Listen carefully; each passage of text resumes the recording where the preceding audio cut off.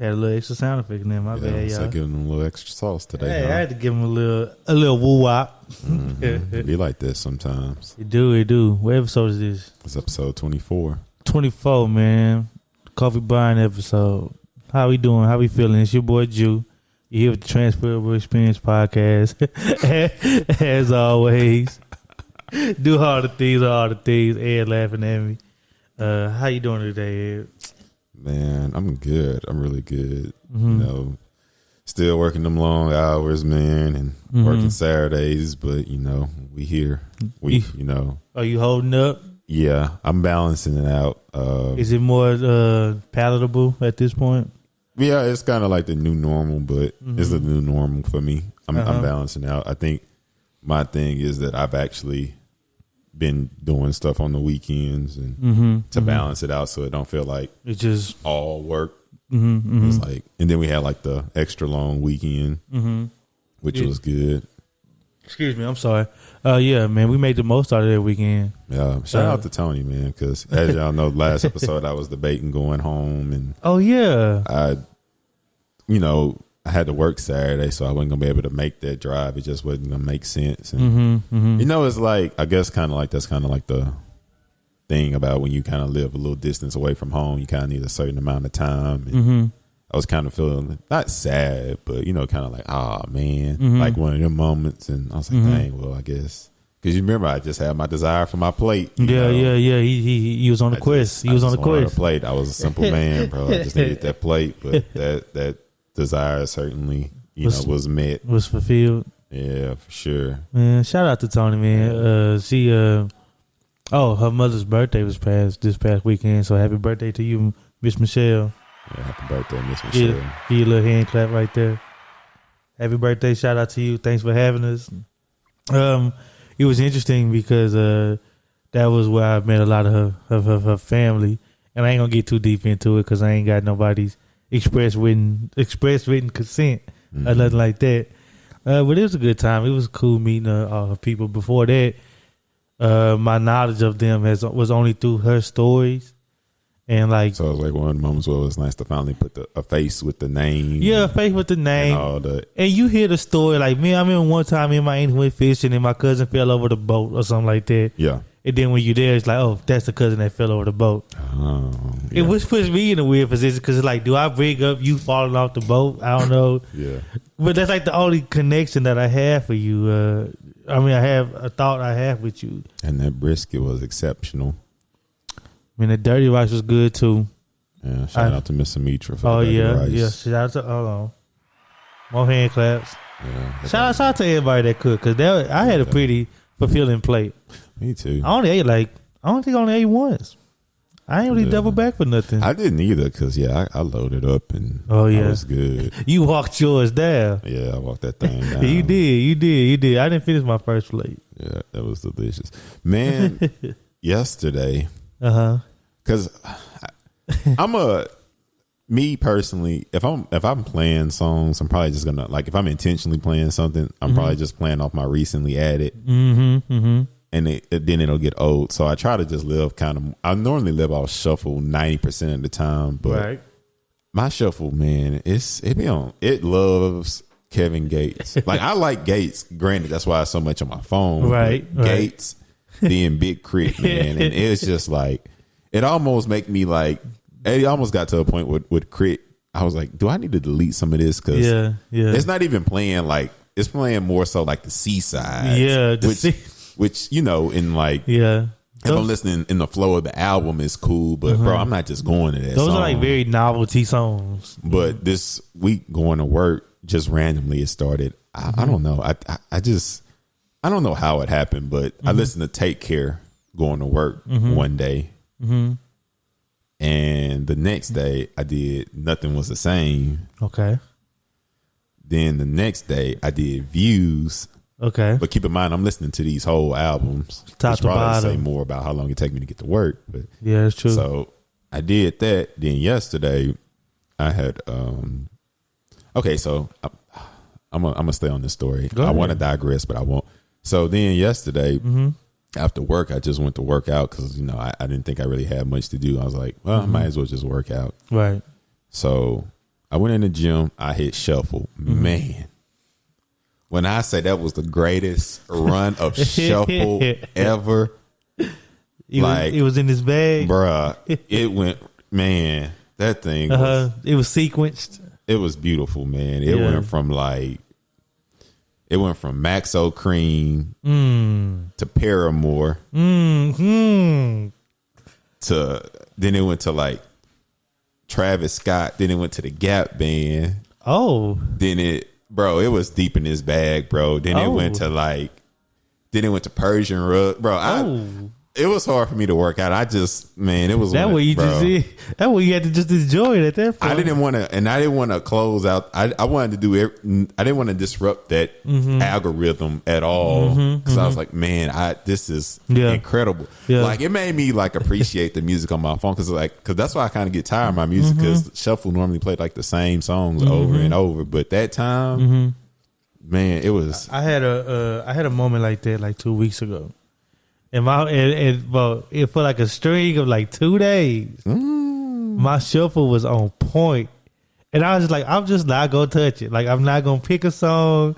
I'm not going to close the app. Like, I'm not going to, you know how you close it? Yeah, I just left it up. I didn't want to do any of that because. Bro, it was in the bag. You know, I drive for most of the part of my day, my work day. So I'm in the car with music a lot. And that one was just in such a deep bag. I was like, oh my God. And like you said, it made me appreciate the music. Like, dang, this is a good song. Like, I was like, I ain't heard this in a minute. It was pulling songs out, man. Like, songs I ain't that mug went from the Travis Scott to the Brian McKnight. I was like, hold on, man.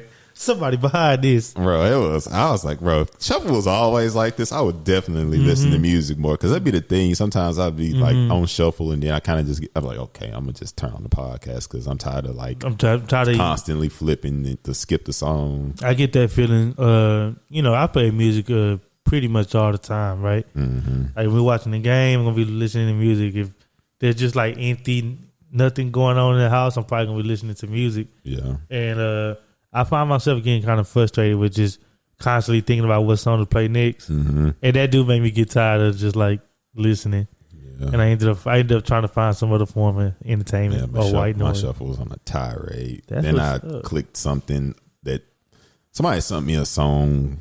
Which people send me songs a lot, but somebody sent me a song. I clicked on that, but then that opened my music, and then that threw it all up. See, there you go. And I was like, man, I thought it was just gonna play out the messages because sometimes it'll just play out the messages. It will. I think I accidentally clicked. And dang! It was on the run. That like literally like I had a good day yesterday, but like that just like made my day because it was like so out of the norm, you know. Yeah. I was like, bro, I would love I would listen to music way more if it was like this. Yeah, for sure. It was jamming, man, and I was just like, man. Did you finish your workout? Huh? Did you finish your workout? Oh yeah, man. I wasn't even fighting, bro. I was like just moving and grooving in between sets and. Shit, man. Shoot, after the workout, I just had to go sit out by the pool. I just let the music go, bro. I was like, man, I'm enjoying the heck out of myself. That's what they mean when they say let the music take you. Yeah, it's little things, man. The little things. Shoot, my week was cool. I had a little shorter week than most. Now, my week was this the only unpleasant thing about my week. Because I know a couple episodes everybody was talking about my plate selection. This week I just did spaghetti because I had to stretch it out. You know what I'm saying? I wasn't trying to spend that much money. I made a whole pot of spaghetti like Tuesday, okay. And that mug lasted me literally till last night. Tuesday, Wednesday, Thursday. Now spaghetti the first day is good. You enjoy it because you probably ain't had spaghetti in a while. Yeah, kind of try to space out the spaghetti. Yeah, you try to space it out. Shout out to Miko. He does not like spaghetti. No, he do not. He did. That's what I was thinking about because I know he go through it. But anyways, I made that spaghetti and I realized it's a fun idea when you first like, man, I'm gonna make some spaghetti. It's a fun idea the first day. Ate it that first day. Oh man, this is cool. This is great. Then the second day I was like, all right, this is what it's made for. Are you all together? Yeah, I'm all together. I'm all together. I don't do that separate stuff. You know, the first time I had that was like my junior year of high school. Separate spaghetti? Yeah, I was at Robert Gooden house, and they had it separate. And I was like, oh, I never seen it. Like, you know, you see it like in like movies. And TV shows like that, but I was like, how was that for you? Not a fan. Okay, so I had it all in one pot. So I made one pot. Second day, like it make the noodles kind of like they don't get like the full sauce vibe unless you mix it up anyway. I'm about to say at that point, you might as well just. And that's why I don't get it. That's why I don't get it, because you eventually do it like that anyway.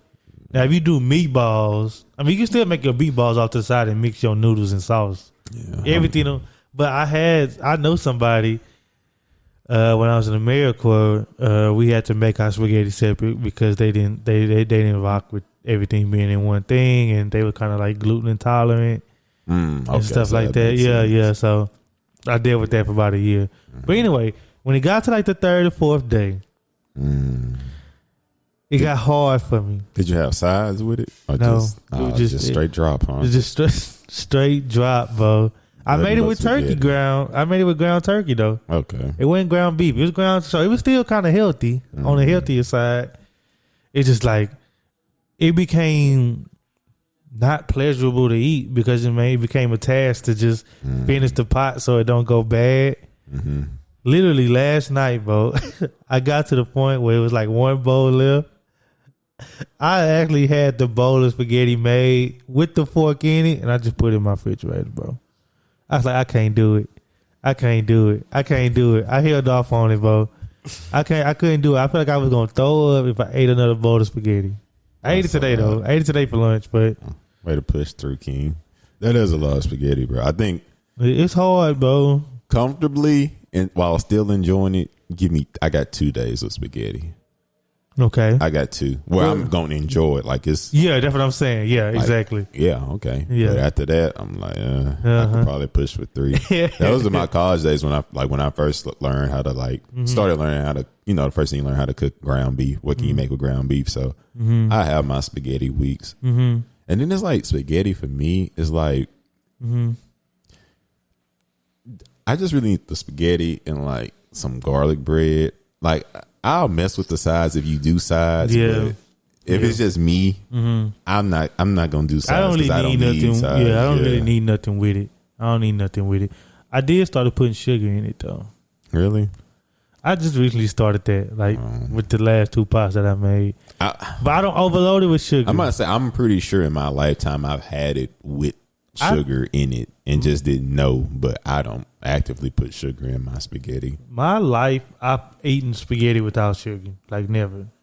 And now that I've tried it, because I was just trying it, I taste the difference. It enhances it. Yeah, it do. It do. It kind of cuts some of the. Well, I'm gonna say that was the original purpose. Yeah, it's supposed to cut. What's it called? Like the acidity. Yeah, it cuts the acidity of like the tomato paste and stuff. Yeah, but see, and I taste that. Just canned tomato sauce. So. I'm about to say that might already have a little sugar in it. I think it do actually. I think some of them do because I got the little. I tried it with the paste this time. See, I'm a country son of a gun though. I got to put my sausage and paws in the spaghetti. And I like the ground beef. I don't do the meatballs. Oh, you do like link sausages in the spaghetti. Well, I cut it up. Yeah. How you would if you was gonna throw it in gumbo or something. Do that. I was debating doing that, but I thought it'd be too much meat. Pause. But nah, that's what I said. That's my spaghetti that I was gonna put that in it, and then if I'm unhealthy, well, spaghetti ain't healthy when I eat it, so I normally sprinkle a little cheese. Yeah, I don't go crazy. I used to go crazy on the cheese, but now it's just like a little. I held off on the cheese this week. I said no cheese. Cheese. Then like I said, then I had like the garlic bread. I normally do 2 pieces too, maybe 1. Texas toast. Yeah. So yeah, I normally go like that with, but spaghetti for me at this point in my life is something I probably eat like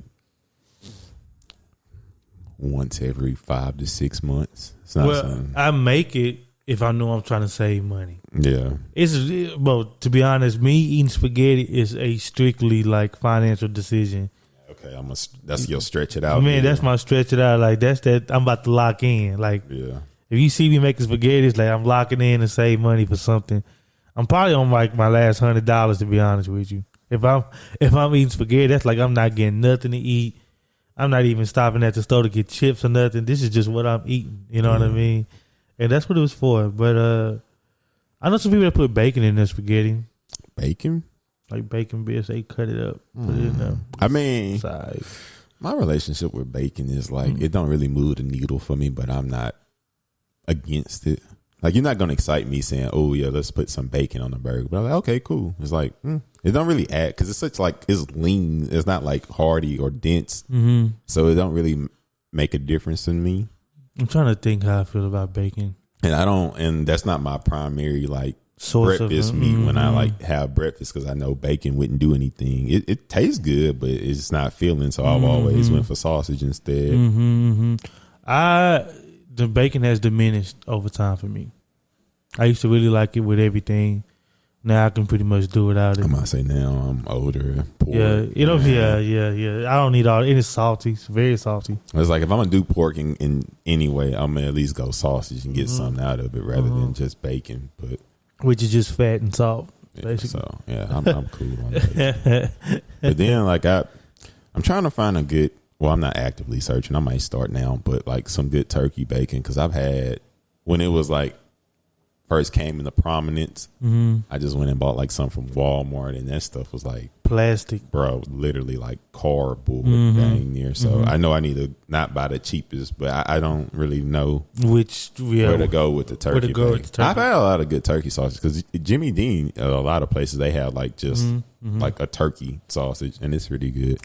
Shout out to Buddha, because Buddha also has the awareness to ask for like turkey sausage when we go out to eat. Like, and most places do have it. They just like, it's one of those things that it might not explicitly say on the menu, but most places do.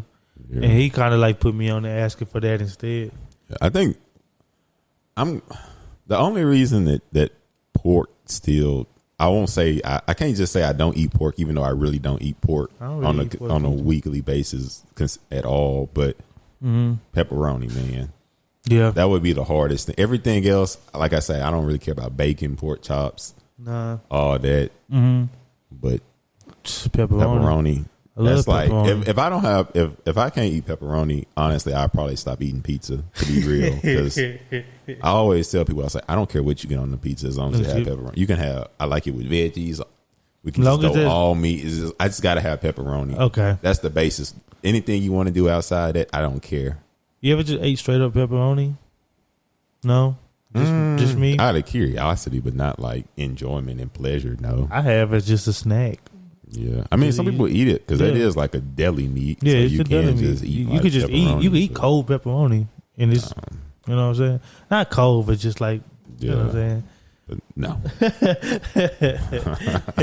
Well, I do. So there's that. But outside of that, no, I don't really have any pork in my diet at all, really.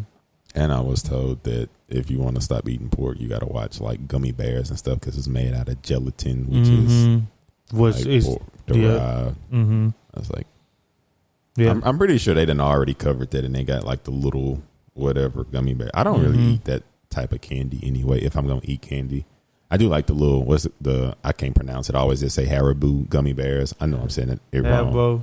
Yeah, I like those. The gold ones, the gold bear. Yeah, but outside that, my candy, if I'm gonna go candy, it's more so like some type of chocolate or something. I just been doing Reese's lately. I have I treat myself to a Reese's every now and then. I like a good Reese's. Yeah. I just can't eat plain chocolate, so it got to have something else. Like a peanut butter, almond, something. Okay. Yeah, anything but plain. I feel you, man. I feel you. Outside of that, bro, I think something else happened this week. What else happened? I'm sorry, bro. I drew a blank. But anyways, I wanted to ask you something today. And it's kind of funny because we were talking about it earlier. And on this platform, we try to stay like rooted in education and rooted in facts and things like that. So rarely ever do we do like pop culture topics. Yeah. But we were watching the show earlier today, the show on whatever YouTube, and they was bringing up like Sha'Carri and like her whole little whatever she's going through with her being suspended from the Olympics and everything. Yeah. And we was talking about how like when that news first made its way onto Twitter or to social media and period, you know, through the media outlets, I was saying how like it kind of had split. It has split like I guess the public opinion. Yeah, the public opinion. Like there was like a group of people saying basically it was like the rules are rules, people. Yeah. Like, okay, she knew it was a rule, she broke it. Bam. And then there was the other side of people like, well, that's a stupid rule. Why people still tripping over weed? Yeah. And it was just interesting to see, for me to see and read the different ways that people were like proposing their argument, I guess you could say. We had some people that had really like in-depth arguments. Like, okay, like, you know, it's an archaic rule. Most people do it recreationally. It's legal in a lot of states. Most places, and it's not a performance enhancing drug. Like, if anything, should inhibit you. Yeah. You know what I'm saying? And then they had the other people saying like, okay, although I understand that like weed does not enhance your ability, that's still the rule. You know what I mean? And it just made me think like, look how far we've gotten with this thing called social media, to where like now it's the literal battleground for opinion. Yeah, that's the perfect way to describe it these days. Like it's literally a battleground for opinion. Like what happens or what you say on there. And I also feel like this. I feel like your social media is like your personal PR firm. Yeah. You know what I'm saying? Like if something big enough happens, somebody's gonna like click on your stuff like, oh, Ed ain't say nothing about this, or he didn't say he was against this or for this. So like, what are you trying to say? Like, dang, bro, I didn't say nothing. Silence. I just saw that. They won't even get it done these days. Or they even go through your likes. Oh, well, Ed liked a post. Yeah. Oh my God. Yeah. Or Jew liked the post from such and such, such and such. And it just had me laughing to myself. So I don't know. I want to ask you, like, how do you feel about that, and just how like that evolution? Because we're what? I'm 27. You're 28. We both born early 90s. So like, we are literally the generation that experienced like everything, like every form, like where it was nothing and just going outside and playing to when stuff started, like just random chat rooms on like Yahoo and stuff. Then we started getting like social media kind of platforms, and not really then where we are now. I mean, what do you think about that? Like, I mean, I don't know. I just wanted to get your perception. I don't know. It feels like it's just changed so much, man. Like it's just completely changed. Because I actually read this book called Digital Minimalism by Cal Newport. Okay. And what he talks about it is how like what the original purpose of certain stuff was in like the digital sphere compared to what it's used for now. Because he talked about the iPhone and like what the original intent of the iPhone was. It was just be able to make calls. They didn't even think about apps or anything. The iPhone was just to make calls? Yeah, it was like supposed to just be an iPod that you can make calls on. Think about how just privileged I just sounded. You know what I'm saying? Like, it should be able to make calls. But back then, it was supposed to be an iPod that can make calls. That was just it. They didn't even think about apps. Apps just kind of happened, which kind of just brought in, I'm going to say, a complete other different world. Jesus. And he says kind of talk about the original purpose of stuff and what it's used for now. Like the original purpose of Facebook. It was just to connect with people you went to school with. Yeah. Like you literally in the beginning, you have like a student ID number for the school you went to just to be able to get on. Yeah, compared to now where it's just wide open and chaos. Jesus Christ. And I'm about to say, I think that's just like the kind of what we've been through, where it was like the original purpose of these apps compared to what they were now. I think back to this, to even like another side of the coin, basically to what you were saying. I remember when the internet was like just the internet period it wasn't a common place. Like the internet used to be like a weird place. Like it wasn't totally regulated. It was very like most people that used it were like gamers. You know what I mean? It is like you would just think to yourself about something that might be on the internet and you go look and it doesn't even exist. Yeah, it don't even exist. And then it was like you couldn't be on the phone at the same time that you was running the internet. Exactly. So it wasn't a place where everybody's attention was. Yeah. It was like something. It was basically like a very, I don't know, a very obscure place. Mm-hmm. That's where a lot of like the first little like fan theories and stuff were at. That's what it was kind of filled with. That and like they had those first memes back then, but it was just like that, like cheat codes for video games. Yeah, I know. Like when I was in elementary school, that's what I would like. Yeah. Whenever I got the chance to get on a computer, it was like, let me print these cheat codes. Yeah, let me put these cheat codes out, or let me go do this or whatever. It wasn't until about like, I say about 05, 06 that like people even really just started like thinking about it as a place to like connect with each other. Yeah. You know what I'm saying? Like instantaneously, as far as like having a page and stuff like that with you. Yeah, it was, or it was just kind of just more like entertainment, and I'm just on here. I'm just on here to because what was first? Because I didn't have what was before MySpace. What was it? Black Planet. Black Planet was okay. I just I didn't have a Black Planet, but I knew Black Planet existed. That's what it was called, right? It was Black Planet, and then it was Urban Chat. Urban Chat. That's what I'm thinking about. Urban Chat too. But Black Planet was like a lot of like my older cousins were on Black Planet, and some of my I had an uncle that had a Black Planet. Mm-hmm. It was it was an older demographic because back then the children were pretty much kind of still outside. We were playing video games, but we weren't on the internet like that. So like the internet was kind of like mostly like a up age, I say about 20 to like 30, early 30s like place. You know what I mean? So that's who was kind of on it. Mm-hmm. Urban Chat came and it appealed to the younger audience because you can make your page. And I remember like built into the creation of your profile was a questionnaire, which really tapped into like the teenager psyche because it's like, I don't know. I was asking like, what's your favorite ice cream? But then they say like, what you look for in a partner, like say what's your favorite, blah blah blah blah, like because it was kind of backed by that dude was trying to talk to the girls on there. Girls, was trying to look fly, or whatever. Yeah. So it was kind of like that. You could, but you could put music on your profile. On Urban Chat? On Urban Chat. I never had one. I kind of just seen. But you could put music videos on your profile. Okay. You want to know what my video was? What was your video? Bing, bam. I know you want some. Cheat you with that like a feet up. I know you. And after that, SEX My Life Shit displayed. Dang. Hey, bro, I had a big little lineup.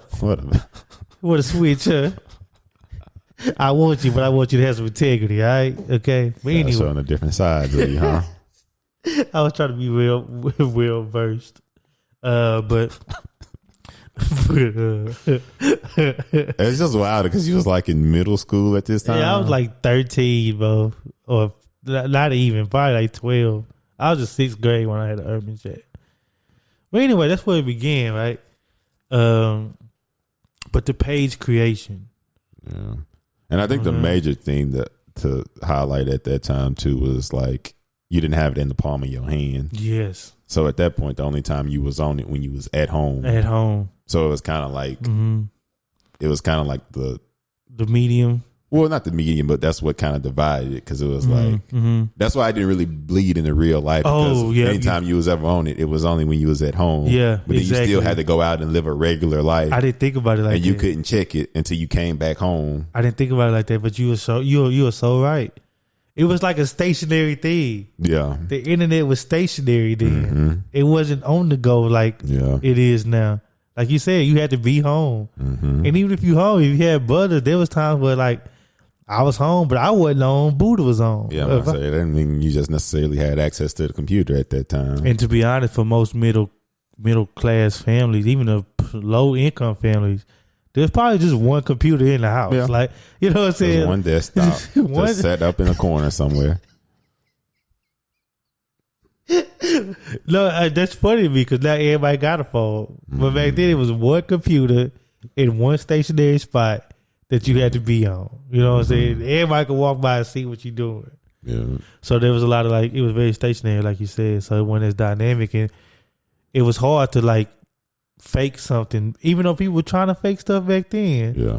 But it was hard to do it because, like, dude, I'm gonna see you tomorrow, like at school, like, Yeah. you know what I'm saying? I think that's when social media was still very like Primitive. localized. Like Yeah. where your area was what you was gonna see on social media. You didn't Yeah. know what was going on in Wisconsin yet. Yeah, yeah.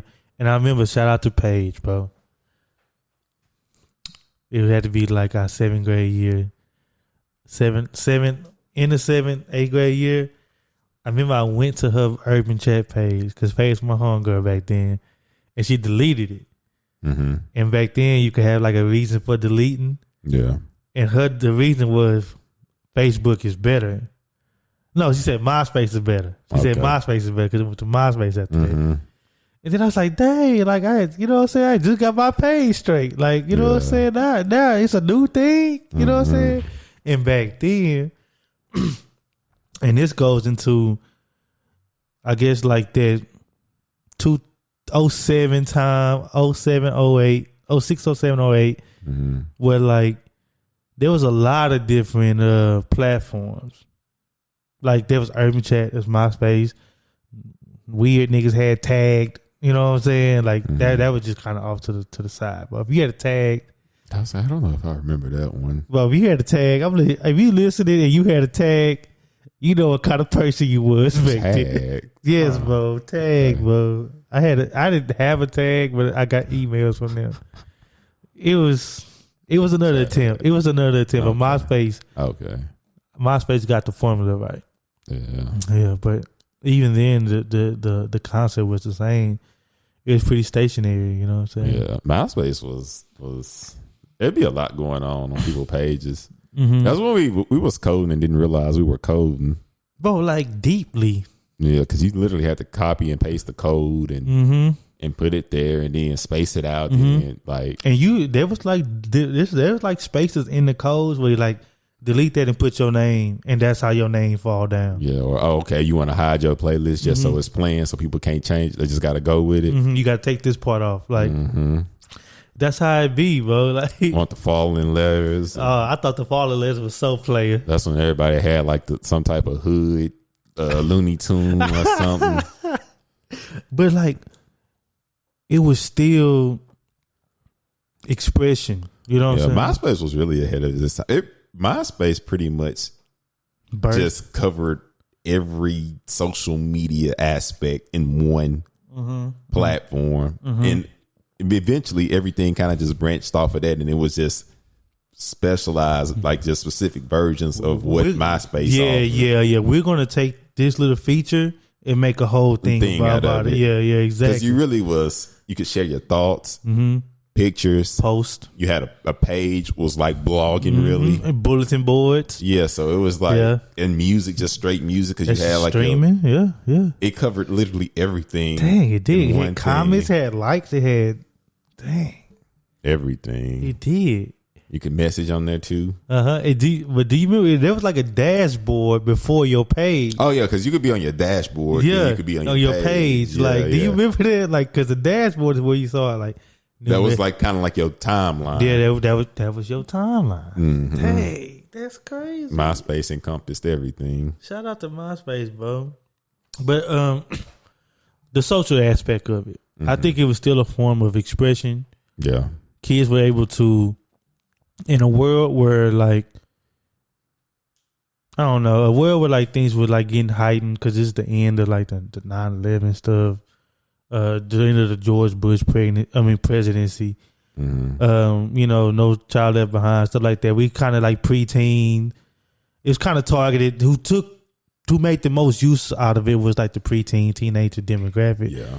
And you know, when you're that young, you didn't really see that many adults on MySpace. No, you didn't. Unless they were like a celebrity. It may have still been at that point. Social media was still very like childlike and localized. local, yeah. Like you didn't really see anything outside of your literally geographical location. Yeah, exactly. Unless it was like music or something. Exactly. Even because even on MySpace, it was still comprised of people in Orange. Yeah, it wasn't. I just didn't have a lot of people from like the surrounding cities as friends or nothing like that. Not at all. But I'm saying, like, even when you're that young, you're still looking for ways to express yourself and be different. Yeah, you know, like especially us. Dang, we wore uniforms to school. Like we was looking for anything, any medium to express who we were. We were probably utilizing it. Yeah, and MySpace gave you that. Yeah, it could definitely. It gave you that power, like express who you are. I remember boys, like people used to really like put their songs on their page, like this who I am. You know what I'm saying? Or, this what I'm feeling right now for these 2 months. Yeah. Then you change because it was like too. You could have moods on there too. Oh yeah, like it wasn't just your post. You could say feeling whatever. Oh, yeah. So people like, oh, what happened? Yeah, Remember people used to own pics. I own this pic. Yeah. And like you have a pic, like my girl Keisha own this pic, man. Don't know what that means. I don't know when you own it, but that's when boys was throwing up the peace signs with their hip out. No, boys was. Everybody had a little money pic. I had a money pic. I had to do that. Some people profile picture was just a picture of Jordans. Like my boy Ed, he kept it anonymous, kept it simple. But then after that, everybody went to Facebook, and then that 08, 09. Really 09, because Facebook was around, but like it kind of blew up with us around that 09, 2008 time. And that is when I started seeing like society switch. Because that was also when the second generation of smartphones were coming out. So you had your My Touches, whatever. Back then, it was so many different phones, your Envies. That's just when Androids just came and took over. But like the main selling point of those phones was that you can get on Facebook while you was on those phones, or you could access your page while on those phones. Like I remember the first phone like that was Helio. Buddha had a Helio. I remember who. My brother had a Helio, y'all. Helios were smooth, and he can get on MySpace on that. That was like the first phone that we saw attempted. And it kind of worked. It really did kind of work because I used to check my MySpace on his phone. So when those second generation phones came out, like you said, I think the internet at that point was becoming more mobile, more handheld. Which means you could be on it more because now I don't have to sit here for 4 to 5 hours to be on it. I can be moving around and just check it. Granted, service was pretty bad back then, but you could do like at least the bare minimum on there. They make a post or something like that. Yeah. What did you see around that time when I don't know, what shift did you see? I think that was it. Like I said, I think it kind of like, because like I say, MySpace kind of encompassed so much, whereas Facebook was a little bit more focused, you know, and it was dang near, like I said, I think Facebook honestly started with like the older crowd and then trickled down. Because like I say, it was meant for like you connecting with old people you went to school with that you haven't seen in years. You could find pretty much anybody on there. Yeah. But for us, you know, we didn't have to find anybody because we were still like in school. Yeah, it was still coming up and stuff. Because I remember my brother and them. My brother's probably about 3-4 years older than me. I remember all them being on it at first. You know what I mean? Yeah. And then, like, we kind of learned about it as kids. It's like, dang, want to be on there. And then this is one of the craziest statistics right now. Almost a quarter of the world's population is now on Facebook. And in the U.S., nearly 80% of all internet users are on the platform in America. 80%. On a social media platform? No, on Facebook. On Facebook? Yeah. Well, damn, that's because it's so globalized. Yeah, now. I'm about to say, even people that don't have social medias, they at least have a Facebook. Yeah. That's like the bare minimum to show.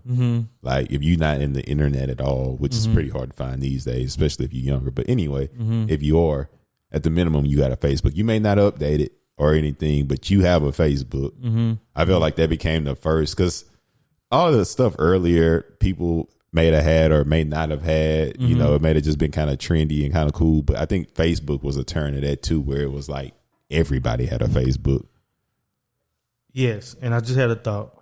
Facebook was also, I feel like, the time and point where like your social media platform, although it was still expression, but it drew back. You couldn't customize your Facebook page. Yeah. You couldn't put a music video on there. You couldn't, I don't know, you couldn't have moods. Well, they did do a mood thing at one point, but then they took it away. But you know what I'm saying? But like, yeah, because it wasn't really about just expressing yourself. It wasn't about creative. Yeah, it wasn't about creativity. It was more about business. It was like, okay, you go to UNT, I go to UNT. We trying to study together. We in the same class. Yeah, you was born in whatever. Okay. Yeah. So I think that when they took that away, it became more about you, the person, instead of you, the profile. You know what I'm saying? So people took their online identities a lot more seriously on Facebook. Like, yeah, because this is you. Like, yeah, like you said, like on MySpace and Urban Chat, people would have pictures of the gangster Looney Tunes on their page, and everybody was like, "Oh, that's cool." Yeah, you had it on Facebook, it's like, bro, hey, that's not even possible to put unless you're gonna put that as your profile picture. That got to be like a picture. And yeah, like I say, like I feel like Facebook was more like how you say it was more. It wasn't really about creativity and expression at all. It's more about like the person. Yeah, it's just connecting it. Pretty much just painting a profile of who you are. Because it say where you were born, what school you went to, your relationship job status, where you work. Yeah. It was really just giving them all our information. It really was. Like it's fools. God dang. And now they're just selling it all off, making billions every year. And you wonder why they add about gaming computers keep popping up on your timeline. Whatever you talk about, when you sign or accept those agreements, they got the right to listen, and then you're gonna see the ads for it, and they own Instagram. Jesus Christ! So anywho, we hadn't got all that far yet. So yeah, Facebook, it was cool. I think it was like I feel like Facebook may have had the longest solo run because it did. They didn't have competition for a few years. No, for a long time. Yeah, because I feel like. For a long time. Yeah. For a long time. Because MySpace peak was high, but when it was done, it was done. Yeah. I would say that when it was done, it was done. Right? With nobody going back to MySpace. Yeah. Like, you know what I'm saying? Once that was over, shoot, Facebook died a little bit, but we ain't got there yet. Yeah. Because remember, Facebook died a little bit when everybody started getting on Twitter and Instagram. Then they made the master move, you know what I'm saying? Yeah. And now they're back. Yeah, but Facebook, it had this run. It was just Facebook. I mean, but back then, it was like you could be reckless on there, but bro, look, I'm about to do this right now on air, on a live recording. I'm about to go to my Facebook and literally go to my memories, bro. Now these posts, I'm scared. I didn't even know you could do that on Facebook. Yeah, but on the video, look. Oh no, I don't want to read this. That changed quick, huh? No, July 10th, 2010, I said, who remember Camp Green Lake? That used to be my S word. What's Camp Green Lake? It's a TV show? No, that was on Hoes. That was the camp. Oh, okay. You know what I'm saying? But that's what we was talking about. Now, look, that is 11 years ago. Here's another memory from a year ago. I'm talking about the incoming hurricane. You know what I'm saying? Like, that just goes to show you that I'm retweeting from a news outlet. Our local station's news outlet. Yeah. Our local station didn't even have a Facebook profile in 2010. Yeah. See what I'm saying? Yeah. Well, yeah, Facebook was kind of like, you just had friends. It pretty much was like your real community that you had. Like, it was. Yeah, it was. Yes, it was. Like I say, I think Facebook too, you didn't really get into just having random friends like talk about. If you did, because you play sports with them or against them. Yeah, it was like there was always some type of connection, some type of tie to everyone that was your quote unquote friend on there. And it was kind of like I say, it was just like it was kind of like just a reflection of your real life environment, you know? Yeah, because my Facebook just really reflected my school, society groups, social groups. Yeah.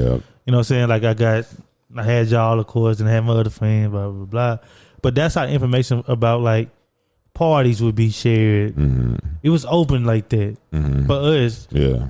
Shoot, Wild Out Wednesdays, they would just post the info for the party on Facebook. Yeah, it was on Facebook. You know what I'm saying? And then, shoot, that's how you knew. But yeah, I feel like Facebook, it was like most people still kind of carried themselves with some decorum. Like with decorum. Some online decorum. Because it was still like pretty much like adults and everybody. It was like just pretty much being outside like regular. Yeah. And adults was on Facebook too and stuff. And you didn't want to, you just wanted to conduct yourself right. And then, oh boy. Because I remember I got a Twitter in January of 2011. I made my first Twitter. I tell you this. I made my first Twitter in 2009 in June. I still got the same profile. Don't hack me, y'all. But I got the same profile. But I didn't use it. Yeah, it was dormant. The only person I knew that was using it was JaCoy. I might say JaCoy was one of the first people I knew with Twitter. JaCoy and my homegirl Kylie Hughes. Shout out to you. Because JaCoy had that picture where he was like going into the ocean or jumping up in the ocean. Like, well, he had another picture when he was like playing baseball. But he had that picture too. Yeah. Because I remember him because he had that UTV. You used to couldn't. Well, I ain't been on the website, but he had the Texas background. They got a background aspect too on Twitter, right? On the website. Well, like on your profile, yeah, like there's a picture. No, there used to be a background feature on the web browser version. Yeah. I think that's still there, but most people don't go to people's profile because I know now it's just like if you go to somebody's profile, like it's like a little picture above. It's the header, header, and you can change that. And they put that there like 3-4 years ago. Before it was just straight up page. But yeah, Twitter, man, it was just like it felt like a safer place because one, it wasn't adults. Wasn't no adults. There was just us, and it was like, okay, man. Now Twitter, it was just 2011, man. It was just unsolicited opinions. But it didn't. But it was like you didn't really take anything people said to heart. You just kind of like you see it. It was just like the place where you could kind of just talk freely and. It was like a journal. It was like an online journal for most people. Like people would just read it and just quietly scroll past it. You know, it really wouldn't.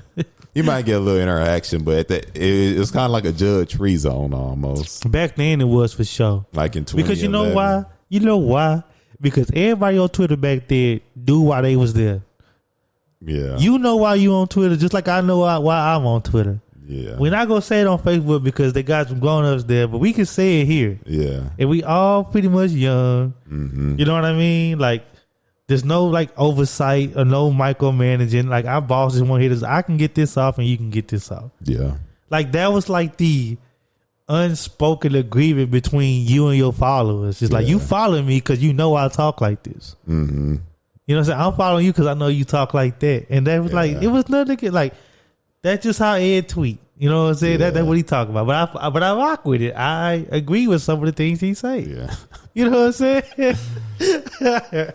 I think that's what made Twitter back then so special, bro. And it was so crazy because I was listening to something and they was talking about, man, 2016 Twitter was different. I said 2016? Shit. Oh, you had to be there in 2011, 2012. Oh my gosh. 20 As I still hear some people saying 2013 Twitter was big. I was like, no. 2011? Really, that 2011, bro. That 2011, that was that was the Wild Wild West, man. Because 2012 went like more like actors and like musicians, they started tapping in. Because that's kind of what it was in its origin.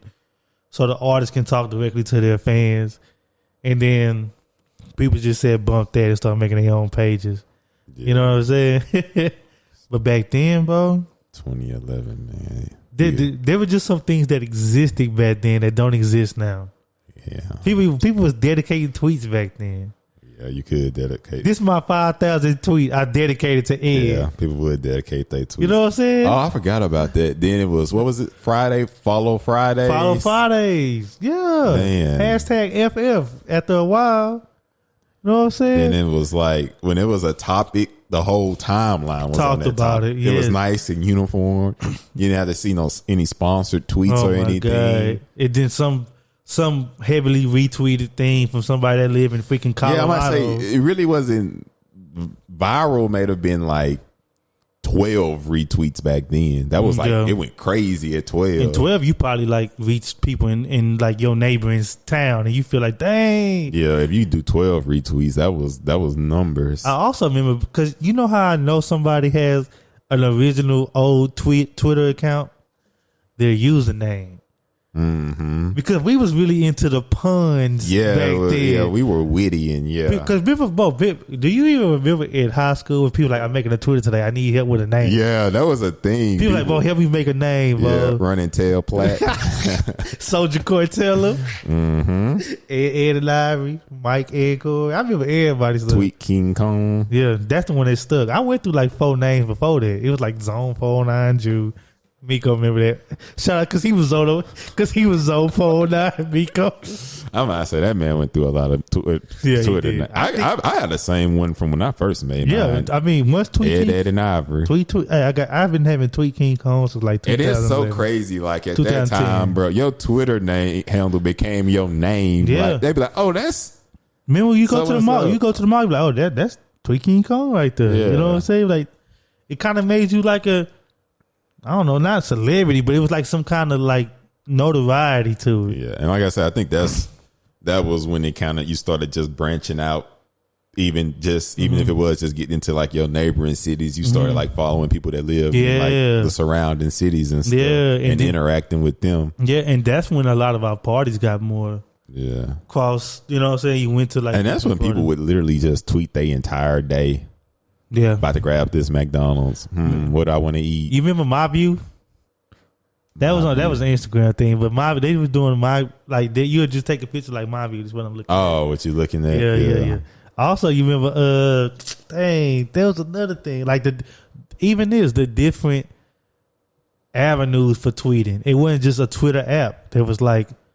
You know, they had different platforms. You could use the tweet. You could use EchoFon, TweetDeck. I used to use TweetDeck. What's the robot with? It had like a robot logo. I forgot what it was called. I used that one. That wasn't Tweet. No, that wasn't TweetDeck. That was something else. That was something. TweetDeck was like the favorite one. I think I saw that one the most. EchoFon. That was more so if you had an iPhone, which most people didn't have. Some people, I know a couple people.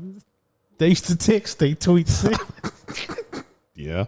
You used to text your tweet. And some sickos had their Facebook connected to Twitter, so if you do one on, it do it on both. God, yeah, you know who you are. Yeah. I forgot you could text your. You could text your tweets. I never had to do that. It was like a 712-660 number or something like that. I had my first Galaxy, the Notes app. I could connect to my Twitter, so I didn't even have to like go to Twitter to type a tweet. I just go to my notes and hit Twitter, and it'll tweet it from there. Like, that was like the cool stuff that was happening back then. You know what I'm saying? Yeah, Twitter was very interesting. I forgot about voice. And then it was like hashtags would be subjects. Yeah, it'd be subjects, not like causes. Yeah, not to say that that's bad, but like back then it was like hashtags was literally just what subject y'all was talking about at the time. And back then, that's why going viral was so like heavy back then, because it kind of took a lot to get there. Like, I'm gonna say if you just did 12, I feel like I was the man. I got 10. I'm about to say 3, 4. Okay, I got some pretty good traction. But you wouldn't even. But at that point, that wasn't even your focus. You was just trying to get your stuff off. Yeah, I'm trying to get my stuff off. You might interact with somebody trying to get their stuff off, but normally you just gonna step back and let them ice up. Exactly. Let them get whatever they got to get off. Remember edit tweets? People used to quote and like that. That's when you could. That's when you could retweet different ways. You could literally just hit retweet and it'll just retweet it, or you can do that and then pull up like RT and then because some people, if you was like on a desktop, you had to literally copy paste, put RT before, and then Jamil. Twitter legend, man. Jamil. My man was in the Raptors, man. That whole time he was on a desktop still. You know, everybody else was like on their phone, mobile. Yeah. He'd be somewhere just moving and grooving and we tweeting, or No, that boy Jamil is at a desktop. He was still at a desktop. Getting it in though. He was one of the most active people on Twitter. Yeah. For sure. He was there. And that's why I say I do miss some people that was on Twitter. That's how I know how old it is now. Cause majority, like my core not on there no more. Bull not on there no more. Like QJ, we don't tweet like he used to. So yeah, shower flow. You see the shower. See, it was when you just tweeted everything you did. Yeah, you did. He have his shower flow. Yeah, you did. And Twitter was the first place where like people began to get emboldened. Yeah, and start oversharing. Yeah, like Facebook, it was more selective, but Twitter, bro, you could just put everything out there. Yeah, you could. Like that was like the first place you just put. Like I say, people will be telling you what they eat, where they about to go. Like you would know a person whole day. Like just following. Some people just tweet it like that, where they whole day exactly what they did. Oh, they got a trip coming up. Like oh, they been preparing. Like you dang near would know people's lives, and you never even met this person just because they share so much. Yeah, and you and that. And I'm going to my notes. I'm sorry, because that was one of the things they were saying. One of the negative impacts of social media, and it kind of goes off to what you said. This is from the media update article that's going to be in the description. It says, in some instances, it has made some people, and it says especially introverts, but not exclusive, to rely too much on the virtual world as opposed to the real world, right? So Twitter set the traction. Instagram probably like blew this up. But Twitter was like where people were kind of like falling, being infatuated with the person that somebody's delivering to them, and not the person that they are. If that makes sense. Yeah. Does that make sense? Like how you were just saying? Because I think Twitter kind of just set the tone for what social media is now. Yeah. Because Twitter is more reflective on how social media is now compared to all the other platforms we talked about so far. Yeah. And that is the first time, because it was like, Facebook, people kind of online personality versus real life personality is pretty much the same, but that's when it started to change on maybe people that tweet 17 times an hour. Then when you be around them, they're like, oh, damn, you don't never really say nothing. Dang, you be talking on there a lot. And that's when you kind of start to see that first differences between like that's crazy. Where it was like, oh, this is kind of like their personality here compared to in real life. And it kind of had the duality, right? And I remember that. I remember like going to like parties, and I'm like, and people like, oh, that's such and such, and you be like, dang, like.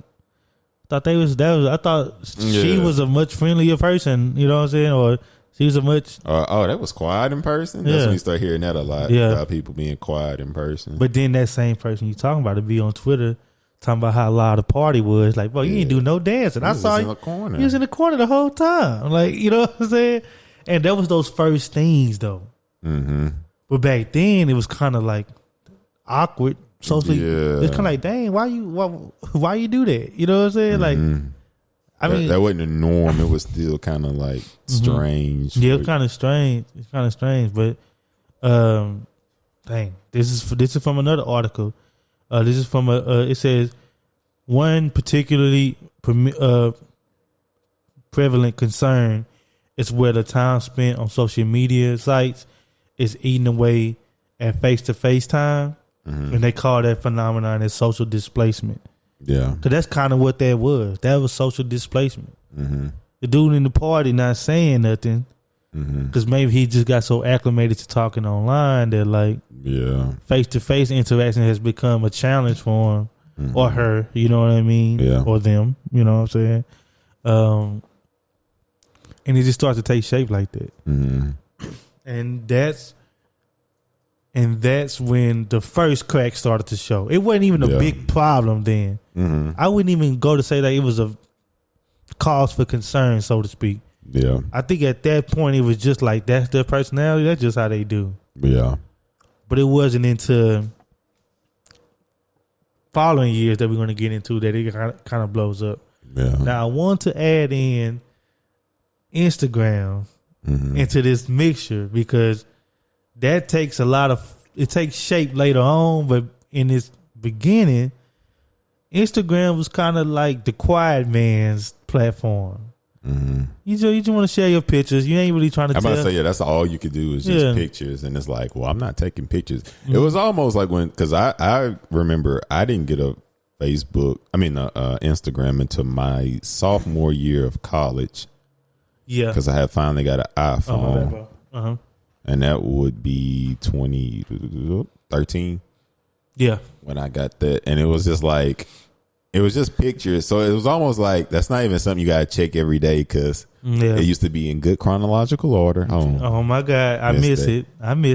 But it was like, it was saw just everybody pictures. post. Yeah, so it was just pictures. So it was like, I used to literally check Instagram like every few days because you wasn't gonna miss anything, you know. Yeah. Like it wasn't something you constantly had to be checking. Didn't it feel like it had more of a scrapbook feel to it back then? Yeah, it was opposed to like what I'm doing now. Yeah, it would dang near be like, okay, let me post this here because I really like the pictures. It kind of made you kind of get back into your little artsy bag a little bit because you could just post, you know, and it just exists there. Yeah, because I don't think we just had too heavy of a presence on this, but in between Twitter and Instagram was Tumblr. Yeah, Tumblr was around. We knew quite a few people that. I just remember I know the people that had Tumblr. But everybody didn't have. I'm gonna say everyone didn't have Tumblr. No, that was kind of more for the more specialized, kind of artsy, in the photography type people. That was really expression. Yeah, I love back. Tumblr. I don't even know what it's called. Tumble blog. I didn't post much. I would because you could do. They had something that was the equivalent to like a retweet. Yeah, they did. So that's how I curated most of my stuff. I wasn't going and finding stuff myself. And then we had a few people that was like entrenched in deep Tumblr, into it. Yeah. Have like 13 tabs. But I like Tumblr because it was just the aesthetic. It wasn't any words. I mean, some people would say stuff, but it wasn't common. But Tumblr was more so like, that was very global. You wasn't about to just get in 409 Tumblr like, nah, bro, you gotta. Because I remember when I was making it, like, bro, you gotta follow this person, follow this person, follow this person. You know what I'm saying? Yeah. Set it up like this. And I was saying I was gonna remember I kept saying I'll make a Tumblr when I get to college. Because at that point, like I was like Facebook, Twitter was taking on, Instagram was taking all my time. I was like, I don't have enough stationary because you kind of had to have a laptop. Yeah, because Tumblr took you back to like where you could like format how you wanted your pictures to be. With the they had some people you click on their page and they got it all there. Yeah. Then you click there, you got to scroll. It was kind of like a more polished MySpace because I think you could have music on. Yeah, because you had like That's where I heard The Weeknd was. That's where The Weeknd was like heavy. But it was. But I like Tumblr because it was kind of like a branch off from the masses for like the cool kids. You was really into some stuff if you had a Tumblr. Because I used to be on there a little bit, but that just wasn't my like number one app. My Corvus on that thing. Yeah, I was like, I'd be on there, but it was like still Twitter took, because that was like more so. It was like Twitter was more so like the real world, and Tumblr was more so fantasy and just aesthetic. Tumblr was like the art gallery. Yeah, that's a perfect way to describe it. It was just a virtual art gallery. It was a cool little getaway, but you wouldn't know about anything kind of going on in like the real world off the strength of Tumblr. But it was kind of cool because it kind of primed our brain right to where imagery. We drew inferences on imagery, or we made conclusions based on what we saw because that's all there was. Yeah, you see a dude with a pair of Jordans, like some silhouette of a naked girl, and then like some little Vans. It was very artsy and very tasteful. And you're like, okay, I like just for those three pictures, like, okay, I can kind of build a profile of what this dude is into. Yeah, or what this chick is into. Tumblr was really cool because, like I say, and all the pictures were like some really cool pictures. Yeah, it wasn't just none of no whack pictures on there. Nah, because if you was gonna post a picture on Tumblr, you had to make sure that mug was nice, cool, and super artsy and stuff. And then they had like the popular pictures, like every page got this, and every page got, you know what I'm saying. But yeah, Tumblr was a cool little getaway. But I bring Instagram into it because it sets the foundation for everything else that happens like post 2014, I guess. Yeah, because like when Instagram first came, like I said, it felt like more of a scrapbook type thing for me at least. And they the past social media platforms that we talked about, they all had a picture element to them. Yeah. But it never made that the focus. Yeah. Like the focus of MySpace was not just the picture. Mm-hmm. The focus of Facebook was not the picture. Yeah. That picture was basically just for like identification purposes. Yeah. Basically, up until then. Even Twitter, like you see a lot of pictures now, but like back then, it wasn't just a lot of pictures on Twitter like that. Yeah. When Instagram came, like okay, here's a platform where like the pictures are the focus. It's pretty much was a digital scrapbook. Yeah, it was. Because sometimes I would literally post something like, well, because you never knew back then. You never knew if your phone was just gonna go haywire. So like, well, let me post this because at least I'll have it somewhere. That's what I see. That's how I gotta still do that. I know I'm archaic, but like, cause I still got like all my pictures. Yeah, I must say I've never rebranded myself. You know, people they got people that just keep 7 pictures up there. Like, yeah, bro, and like they didn't exist before 2020. No, like. No. My first picture I ever posted is on I keep that there so you can see like kind of the progression of me, even though I don't post like that, but nonetheless we should like superimpose those pictures on the video when you produce this. But that's how it was for me. Like you can go to my first picture. I made my senior year of high school like the day before senior skip because I was like, okay, this is the time. You know what I'm saying? Yeah. But back then. That was the focus, right? That's what Instagram was. I was so excited when I got that iPhone. I was just going around because it had like a different type of camera quality. Yeah, so I was just going around taking pictures of random stuff. I did. And if I liked the picture, I posted. Yeah. Flowers, smoke coming out the ground. Yeah, yeah. Just a quarter that had a cross it. I just Now I will say back then, one thing that still kind of I think the caption game was still going on back. Was it really? Well, we had captions back then. There were captions, but. I've always been pro no captions. I'm still pro no captions. Okay. Because nothing you gonna say about the picture gonna make people like it more. Just.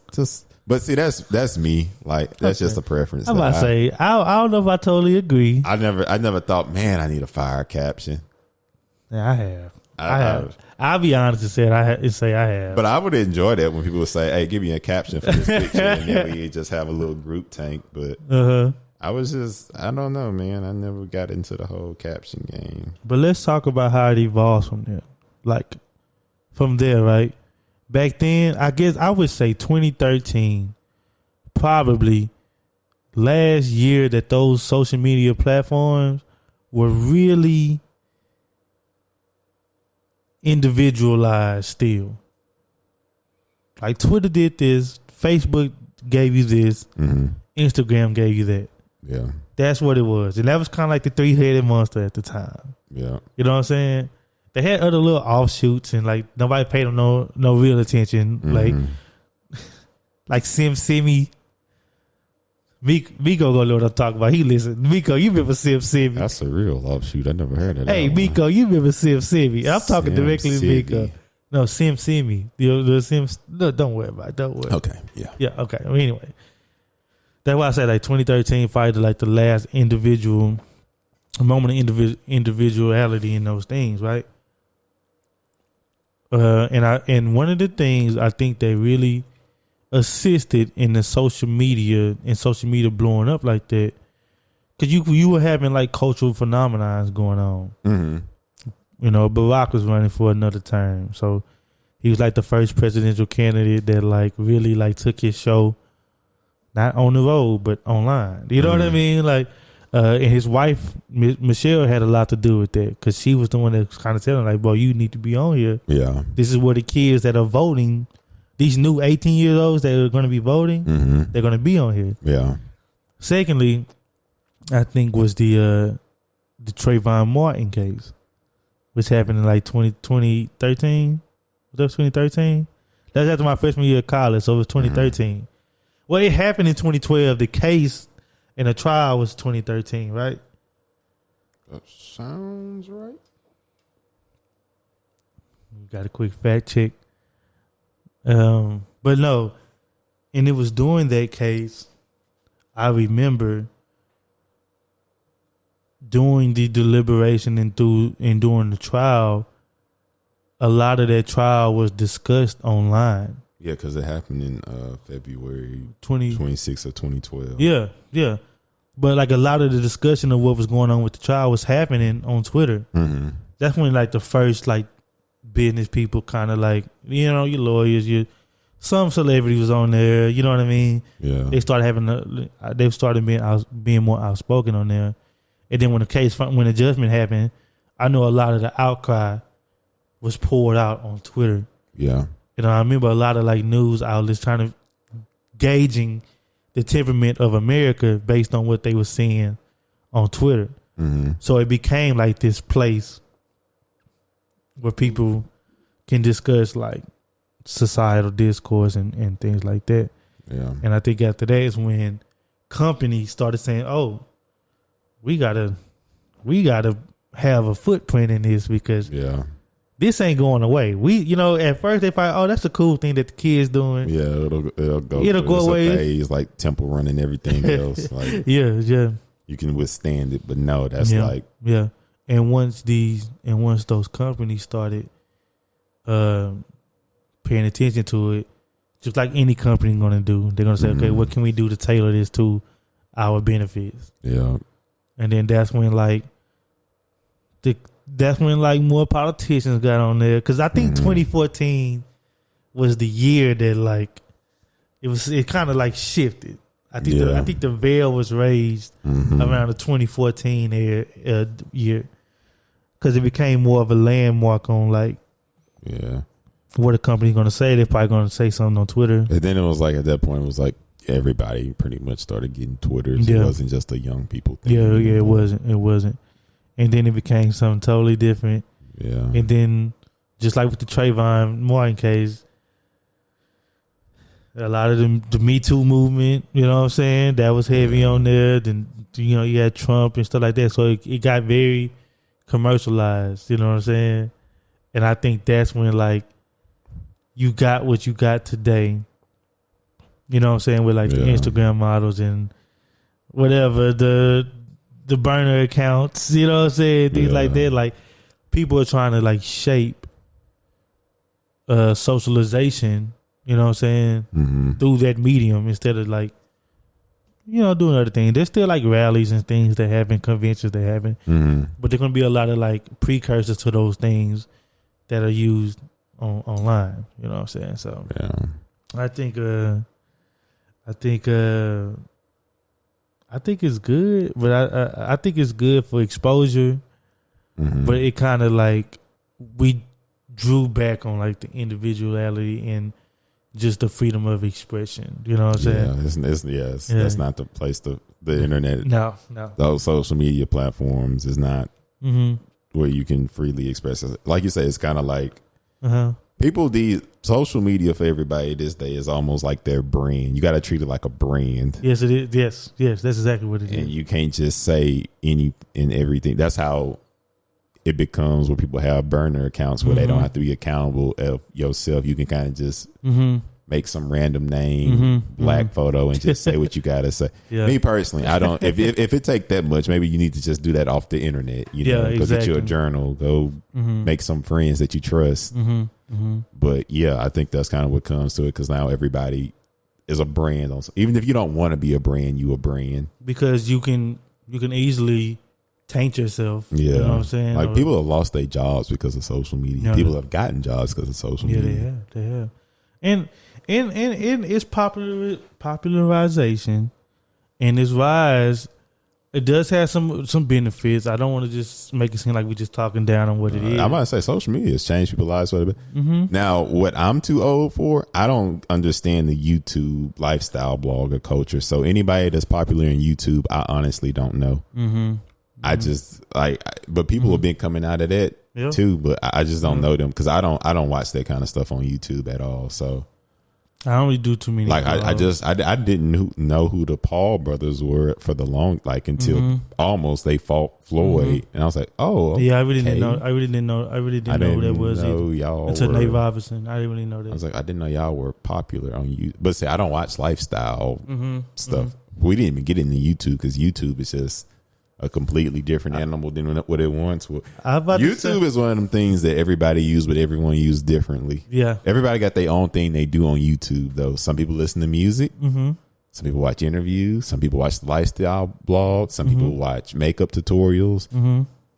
People use YouTube for different things, but everybody use YouTube. There's something on there for everybody. Whatever your interest is, it's on YouTube. Heck, they even got kids that play with toys. Heck, they got people that stream. People watch people play games. It's like, that's me. Whatever I want how you cook the lemon pepper air fryer wings. Yeah. Cooking, battle rap, painting, how to change your car to alternator. Yeah, I might say I learned how to do a lot of stuff. That's how I learned how to hook up a washer and dryer. Yeah. Just watch the quick little YouTube. Well, I didn't have the YouTube right in the hood. Like, oh, this is the part. You know what I'm saying? Let me take this off. Like, you know what I'm saying? Like, it's helpful. The sharing of information is helpful. The oversharing is the byproduct of the media. But see, that's why I like YouTube, because it's like you won't see it unless you go searching for it for the most part. You know, like Twitter.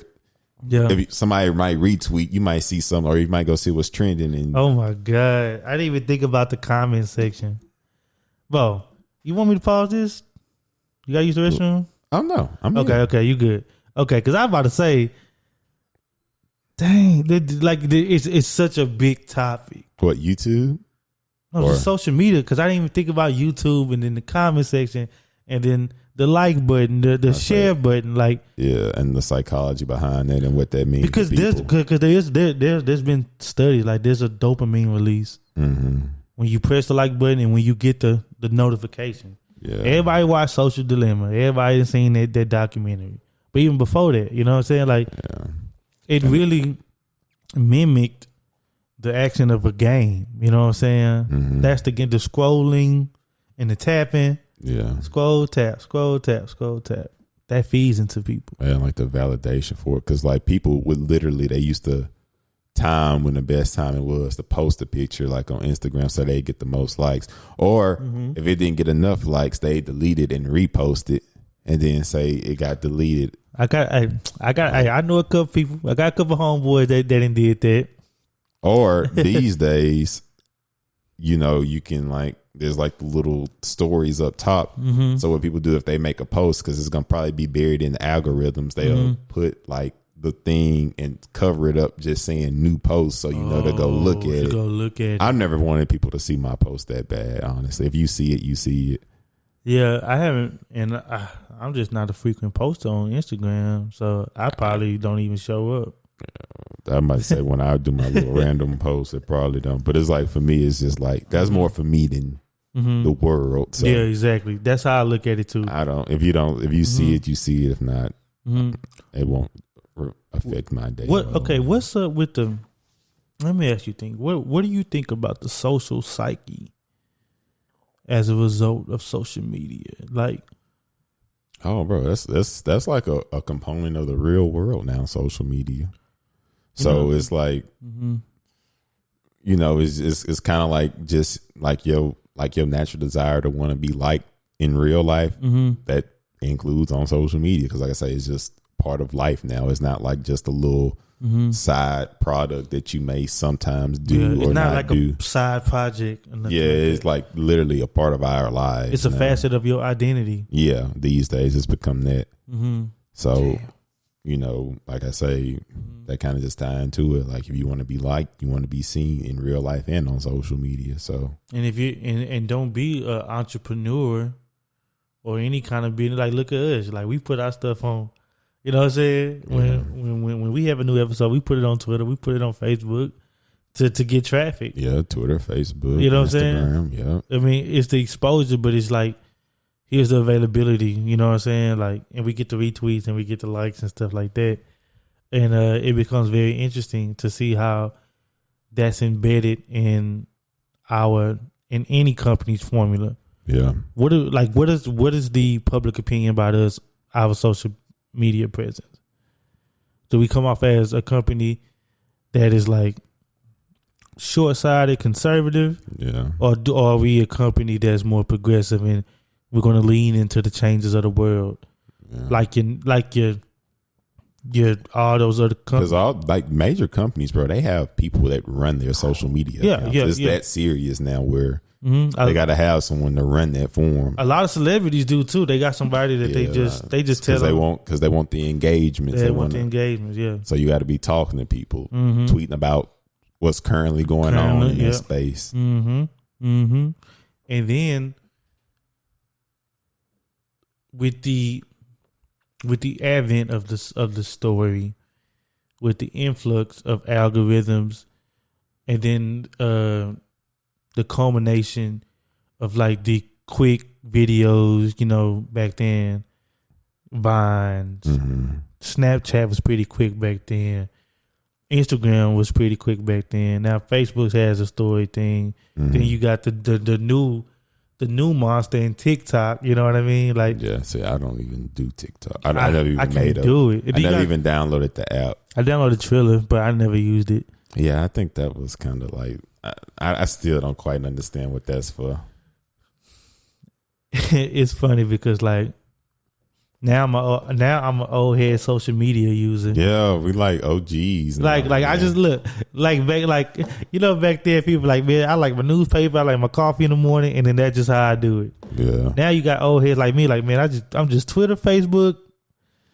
Shoot, that's good enough for me. Yeah. Now I'm an old head social media user. Yeah. You know what I'm saying? And I talk like that now. Like, yeah, I'm about to say, in the social media thing, we are like OGs because we 10 years in. And it's like, at this point, it's like. No, if you count Facebook and MySpace, we about 15, 16 and years. And then, like now it's like with Twitter, it'll never be what it like was. It is in 2011. So there's no need to just like check it because you might be missing something. You're not missing anything. Let's be honest. It's more so like on Instagram, you might have that mindset because people have stories and they only last 24 hours. So that you probably just feeling space. Yeah. You just feeling like mental space. Because I feel like that's what I use like social media for these days. It's like if I'm bored, that's just my means. I'm gonna do my quick run. I'm gonna go Facebook. I'm gonna go Instagram. I'm gonna go Twitter. Then that's it. And if I'm super, super bored, I might see what's on Facebook. But I don't.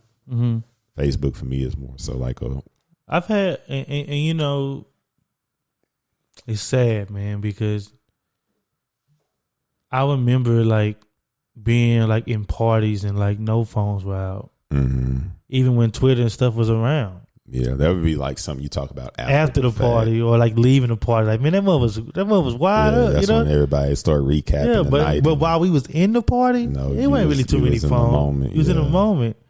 Now, like, I ain't even been to a party lately, but it's just phones. It's just phones. Just gotta get everything. You know what I'm saying? Like, and at one point, it's like, is it for you, the memory, or who is this? But like, say everybody a brand, so they need to.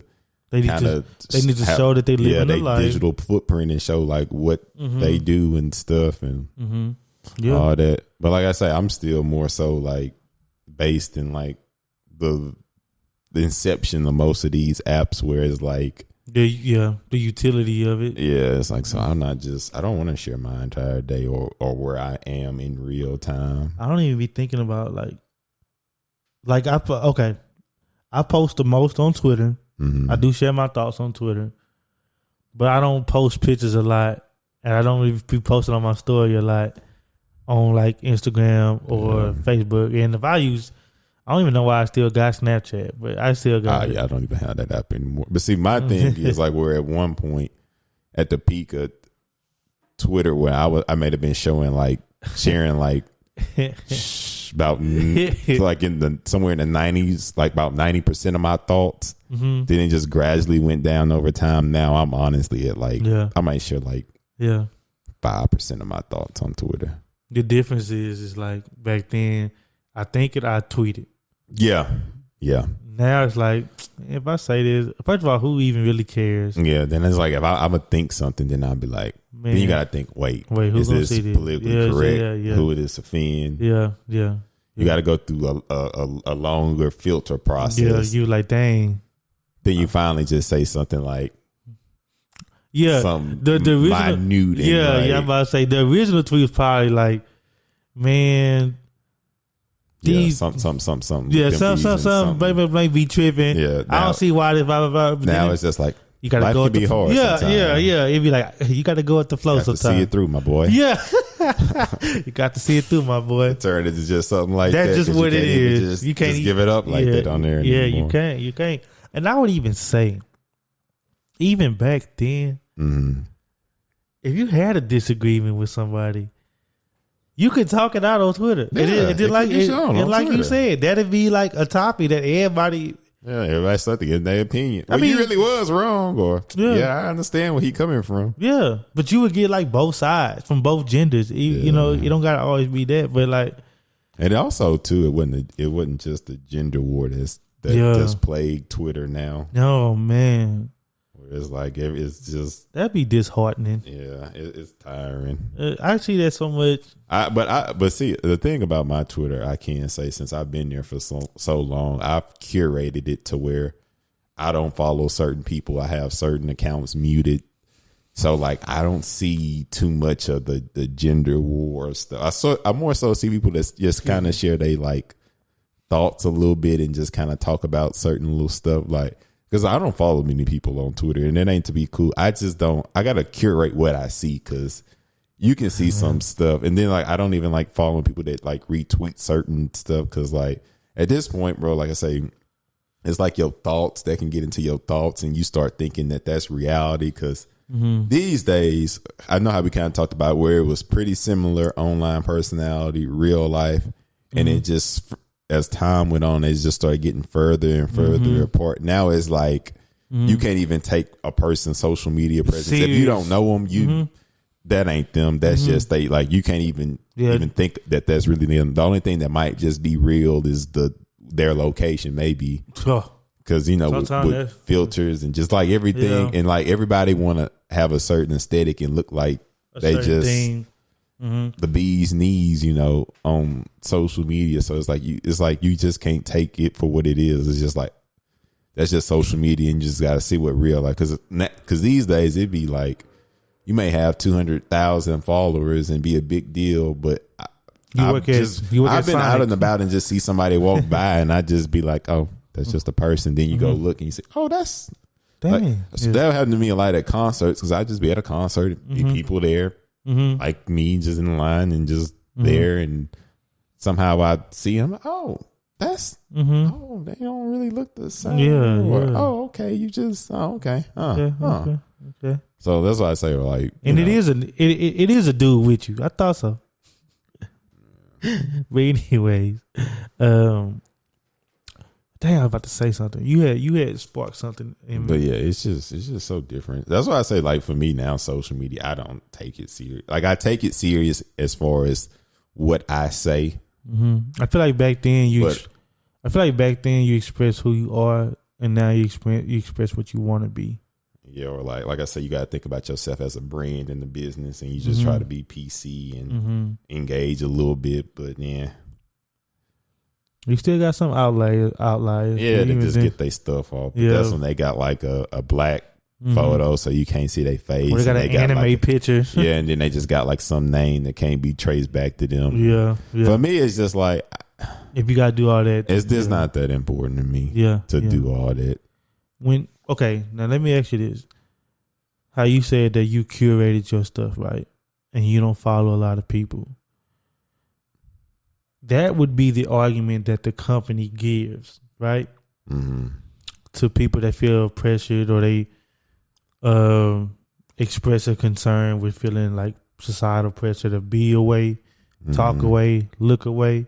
Yeah. The big company, Twitter or whoever else, they can say, well, you follow the things you follow for a reason. You know what I'm saying? You can unfollow them.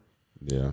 I want to ask you this. What do you think makes somebody feel the need to follow somebody to know what's going on? Like, what about social media? I think just curiosity. That's what it boils down to. Oh, they seem interesting. Oh, okay. They be talking about this. Huh. Okay. Because I know to me, like, if I follow you on Twitter, you providing some type of like perspective or something that I enjoy. Instagram, it don't really matter because I just follow the crap on there. But like I say, I'm way more intentional when it comes to like Twitter and stuff. So if I follow somebody, like I just recently followed a guy who like write deep dives about Nets basketball because I just liked his perspective, and he writing full articles. So I just stuff like that, or like I follow DeRay McKesson, yeah, because he kind of just be talking about the climate and what's going on. I like to be abreast on that kind of stuff. And so I just follow people based off of that, and then like Well, I guess what I'm saying is like I feel like a lot of people follow people that they don't actually need to follow. Probably because they just want to know what's going on. Yeah, like I said, that just boil down to that curiosity, and you just want to know. Yeah, like, I wonder how they. But like, okay, what about this? Like, what's the old girl name? The girl that Kyle's sister. Kyle. Ari. Oh, okay. You know what I'm saying? Like there's a like a 13-year-old girl, 14-year-old girl that probably follows her because she thinks she's so beautiful, and that like she sees her with the money and the chains and the car, the life she and the lifestyle. You know what I'm saying? So she followed that, and then that's what she like. You know what I'm saying? Not knowing, I ain't gonna say I just necessarily curating that, but she's the tastemaker for that type of thing. So but now that's the thing to be called these days, a tastemaker, an influencer. Yeah, but the 13-year-old girl, the 13, 14-year-old girl, that's what she likes. You know what I'm saying? That's what she's been looking into. And now she follow things that are associated with that. You know what I mean? Yeah. That's why I kind of like, I think that's like some of the impact of it that kind of like I'm interested in. I ain't going to say I'm necessarily concerned about it because I can't tell nobody what to like and what not to like. Yeah, I think that's what makes it so interesting to me. Like me, I just followed Devin Booker today. I'm a Suns fan. Yeah, I know. It is kind of interesting if you break down like why you follow who you follow. Yeah, that's what I'm saying. Like, you know, I think on Twitter is. I know Instagram it's kind of easier to understand why people follow what they follow. It may just honestly aesthetically because it's visual. Yeah, you might just say it's nice looking person. I just would like to look at them. She has nice shoes on all the time. Yeah, or they or like I said, I follow stuff like beautiful vacations, beautiful hotels. Yeah, I follow an animal page where they just show exotic animals. You know what I'm saying? I'm not saying I follow a lot of architecture pages because I've always been obsessed with like build. I just like looking at buildings. So it's just like that, but then like on Twitter, it is kind of interesting to see like why you follow who you follow. Because I think a lot of people follow people that say the things that they wish they can say, or don't have enough courage to say. I honestly believe it. Yeah, I believe that's a big factor now. But now we have the advent and the invent of influencers. Yeah. You know what I'm saying? Which probably came around about like 2015. I'm not saying that just really came from having a lot of followers, which probably just stemmed from either you was stalking reckless or you was cute. Yeah. But now that's like a full-time job because people are literally paying you to wear their stuff and tag them. Advertisement. That's what more people like. They're not spending more money on, because I took a class, I think this was in grad school, we were talking about that, where it's like to run a spot on television during a certain time might cost this, or you can pay somebody on social media with a lot of followers to just say which be a quote unquote influence, and it's way cheaper. And you've reached probably about not only their 2 million followers that they have, but the followers that those 2 million have. So you've probably or it's like it's kind of like conditioning. If they constantly post stuff, other people gonna know about it, and it may not even have nothing to do. Like one of the first ones was Flat Tummy Tea. Yeah, it was. They don't have nothing to do with us, bro. But what we do, we probably follow women who was either, using it or reposting it, and we seen it. Same thing with waist trainers. Same thing with BBLs, bro. Like, yeah, I'm about to say, it's just like so much different stuff. It's like everything is. It all comes down to all this social media stuff, and the today's current climate comes down to advertising, bro. Yeah, it is. It's just all ways to get you to spend money, exposure, bro.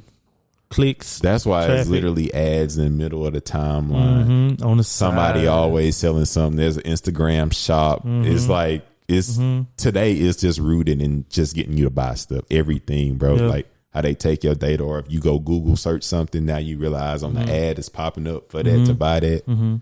It's like just all about just advertisement. That's what social media is. That's why it's like sponsored tweets in the middle of your tweets in case about something to buy.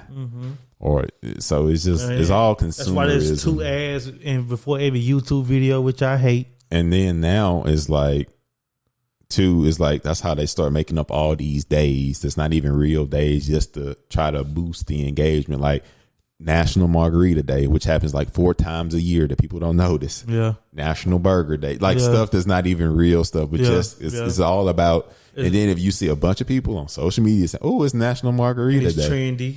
Oh, we gotta go now. We gotta go get something. So it's just it's all about consumerism. And that's you get the right influencer to make a hashtag about it. And that's why I pride myself on not being a consumer. Like, you can't tell me, oh, it's National Burger Day. Oh, we should go get a burger. It's National. No, I'm gonna get a burger when I want to get a burger.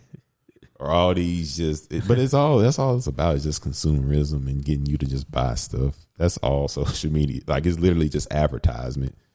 And like I say, even people that's a quote unquote brand, they probably like being paid. And it's probably because it's like everybody trying to monetize something that they do these days, even if they got a 9 to 5. Mm-hmm. So it's just like a bunch of people trying to sell you something. And at some point, it's just like, we only have so much money we can spend, but they want you to spend more of your money. They don't want you to have a savings. They want you to constantly spend money. Or now you start seeing everybody in Mexico. Now you feel like you need to take a trip to Mexico. To Tulum. Then that's when you get into the psychology of FOMO. Casamigos right now. Casamigo killer. See what I'm saying? And see, you just start, or 1942. Everybody got the thing. I want to try that. I see everybody with it. Say it's about FOMO. Like, you got a fear of missing out. You feel like you just got to be. Because you want to tweet about it. You want to put it in your Instagram. You just want to be a part of what everybody else is a part of. You want to put it on your story. That Popeye's chicken sandwich. I remember how y'all acted over that sandwich. I ordered it on accident, but that's another episode. I remember that. That line was ridiculous. They cut up over that sandwich. Bro, clubs started doing like advertisements where they saying free chicken sandwiches if you come. So it's like I said, that's all it's about is just consumerism these days compared to, like I said, where the book where it's talking about like the original purpose compared to what it is now. Mm-hmm. Is that just human disposition? Yeah, I think kind of everything just kind of develop over time because some would say capitalism. Yeah, it's like about a car. You just need something to take you to A to B. Why does it have to be this much more than this one if they both do the same thing? Yeah, it's true. Like a watch supposed to tell time. Why does it matter if it's $10 or $100,000? All them diamonds on it don't do nothing to the utility. Huh? Clothes, they just supposed to clothe you. So it's yeah. You get into all that, and it's always gonna be different brands. Yeah, some people take it more seriously than other ones. Well, like I said, it's just stuff. Just always get away from the original purpose and just develop into something else. And like I said, especially in today's age with consumerism, everything is about how can you monetize it? How can we monetize this? So, like I say, I think like it's just kind of just changed over time, and we could really spend 2 more hours getting into. I'm just because I'm thinking about other things. I'm thinking like, not that it's not sad because it's actually, and then it's the best and worst thing that's ever been invented. And then it's like if and then like I'm telling you, when you sign those terms of agreement, agree to those, they can see who you follow and literally make up a profile based off of you, based off of what you follow, and like like on social media and stuff. That's why I say it's like they just selling our information. There, I said it. They really are. Like, that's why I say, like, when you Google search something, that's why it's popping up now. Or if you go to like a little shop on Instagram, like if they had that option, and like all that data is just being collected, man. And so it's just interesting to see what times it's come to. You looking for a song? Yeah, what you want to do? No, I mean, you could pick. It's on Bluetooth. While you saying that, while you looking, I'm just saying, if it's like this in 2021 and 2041, it's gonna be miles and miles more, I don't know, prevalent. Yeah, like when our kids or when our kids have social media. I don't know if, but we are already like old head, social media users. So like, it's gonna be some stuff that come out of like, but I'm not even messing with that. You know what I'm saying? Like. You know what I'm saying? I say that about TikTok now. Like I'm not even stuff I won't even like I'm not even messing with that. You know what I'm saying? But I will say this. It's the best and worst thing ever. And I honestly probably say that to myself. Oh yeah. Like 5 times a week. Yeah. I said it especially on Twitter. I said the best thing about social media, it gave everybody a voice. The worst thing about social media, it gave everyone a voice. Yeah. Yeah. Now, some people's thoughts don't need to be displayed to millions. To be honest with you, they just don't. Everybody don't need an audience, huh? Yeah. Everybody don't need an audience, but if you do, I don't know. Yeah, it's just interesting to see how, like I say, how social media has developed, and we went kind of in detail, but we could, like I say, spend way more time. So we may just have to do a part 2. Yeah, we don't want might to keep y'all too long. Yeah. I about to say this is our longest one. Yeah. So again, this has been episode 23 of the Transferable Experience podcast. Ironically, remember? Oh no, this is episode 24. 24. This has been episode 24 of the Transferable Experience podcast. Ironically, what we want you to do, all the things on all the things. We part of the problem. Bro. Or not part of the problem. It's just modern day. But hey,